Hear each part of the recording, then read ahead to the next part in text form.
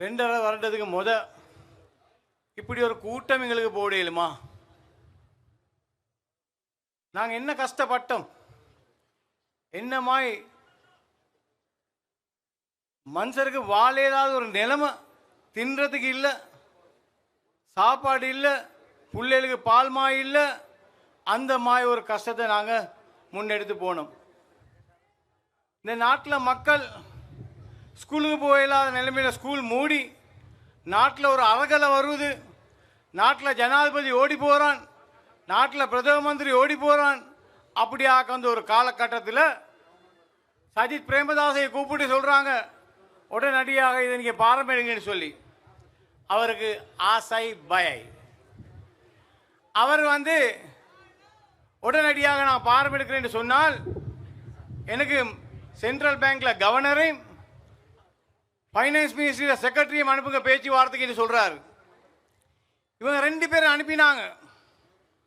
இந்த 2 பேரோட 3 ஹவராக பேசிட்டு அவர் எடுத்த தீர்மானம் தான் அமைச்சர் அலி சப்ரிக்கு கால் பண்ணி சொல்கிறாங்க, நாங்கள் பேச்சினோம், இந்த நாட்டை மீட்டி எழுப்ப எங்களையால் ஏழைன்ட்டார்.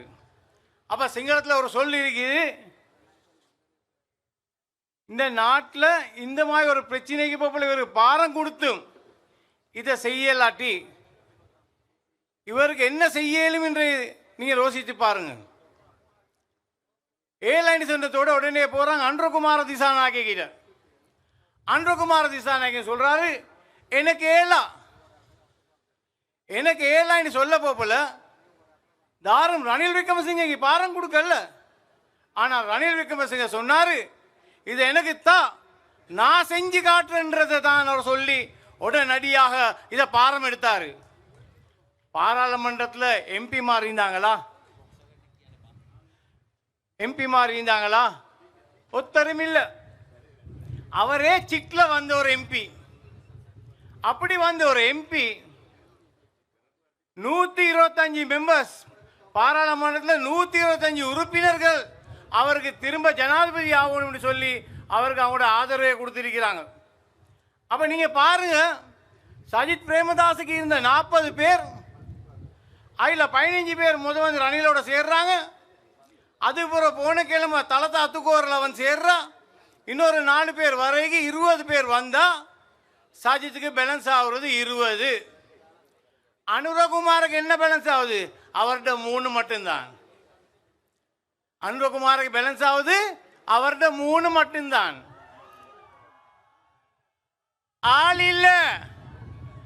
அடே சஜித்துக்கு மேல அனுரைக்கு மேல நம்மட ஆள் எப்படி ஆகுந்தால்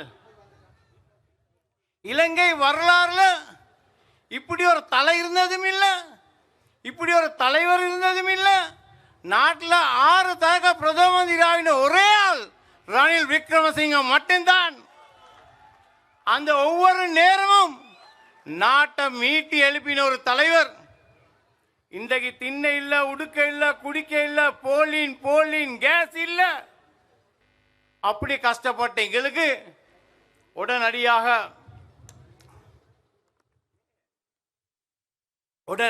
ஷேக் ஹசீனாக்கு பேசுறாரு, இந்தியாவுக்கு பேசுறாரு, IMFக்கு பேசுறாரு, உலக வங்கிக்கு பேசுறாரு. எல்லாரும் சொன்ன ஒரே ஒரு வார்த்தை, Ranil you are there, we have no problem, we will support you.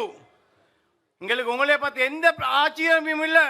உங்களுடைய எக்ஸ்பீரியன்ஸ் தான் இந்த நாட்டை முன்னுக்கெடுத்துக்கும் போகும், எங்களால் ஏண்டி உதவியை செய்கிறோம்னு சொல்லி உடனடியாக ஷேக் ஹசீனா $400 மில்லியன் கொடுக்குறான்,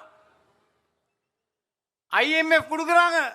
இது எல்லாத்தையும் எடுத்து தான் மக்களுக்கு போலினை இல்லாமாக்கி கேஸை கொண்டு, பெட்ரோலை கொண்டு, லாமணியை கொண்டு, டீசலை கொண்டு மக்களுக்கு எல்லாத்தையும் கொடுத்து ஒரு நிம்மதியான வாழ்க்கையை கொடுத்த ஒரு தலைவர் ரணில் விக்ரமசிங்க.